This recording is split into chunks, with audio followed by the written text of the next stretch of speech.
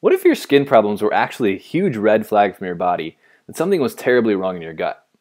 What if it's actually like your body screaming at you for some help? Hi, I'm Jordan Reasoner, and if you're anything like I was and you struggle with skin problems like acne and rosacea, you won't want to miss this clip from an interview that I did with our friend and mentor, Kresser. In this clip, Chris goes into the specifics about the gut-skin connection and how leaky gut can actually make your skin break out with acne and other chronic skin conditions. So let's listen in. Right. So I mentioned when we first started some of the basic mechanisms. So you have dysbiosis or SIBO or parasites or fungal overgrowth or intestinal permeability, aka leaky gut, or just a lack of beneficial gut bacteria, which is a big problem now. All of those things can directly or indirectly contribute to skin issues. But if just for the sake of example, we can dive a little deeper on one of the mechanisms, which is the gut microbiota. So substance P is a neuropeptide that's produced in the gut, brain, and the skin, and altered gut microbiota promotes the release of substance P in both the gut and the skin. And probiotics have been shown to attenuate or mitigate that response. So the gut microbiome also influences lipids and tissue fatty acid profiles, which in turn influence the production of something called sebum, which is like an oily, waxy matter produced by the sebaceous glands in the skin. And the gut microbiota also influences the fatty acid composition of the sebum itself, which can in turn predispose people to having acne.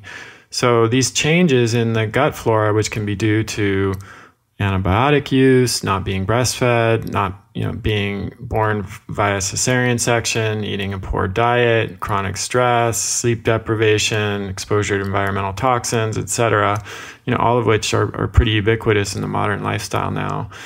These changes in gut flora then predispose people to intestinal permeability and inflammation, which as I mentioned, leads to that inflammatory response in the skin.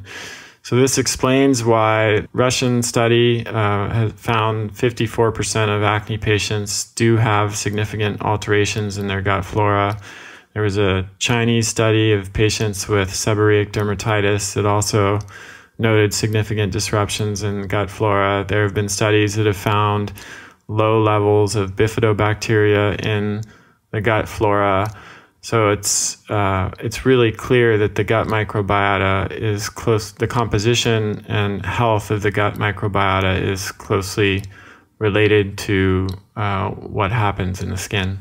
So we did an entire RHR show together, you, Steve, and I, on this 100-year-old research connecting stress and leaky gut and acne. And you kind of touched on some parts of it earlier, but I'd love to dive in a little deeper into that. Mm-hmm. Yeah, I was pretty excited when we did that because they were the people who did that research were my new research heroes. It's so amazing sometimes to go back in time and see what people were doing, in this case, 100 years ago, the realizations that they had come to, and just wonder what happened. It seems like we always think that we're constantly moving forward, that we know way more than our ancestors did, and science is continually progressing. But sometimes knowledge is lost or forgotten about or suppressed for any number of reasons. And what struck me when I saw this research was, man, these people had the answer 100 years ago, and they were actually, structuring treatments based on it and having success. So what happened in that time period where we lost this knowledge and we're only now rediscovering it? So there were these two researchers, Stokes and Pillsbury, who were talking about this gut-skin axis, as I said, as far back as the early 1900s. And they had connected emotional states like worry and depression and anxiety with altered gut function.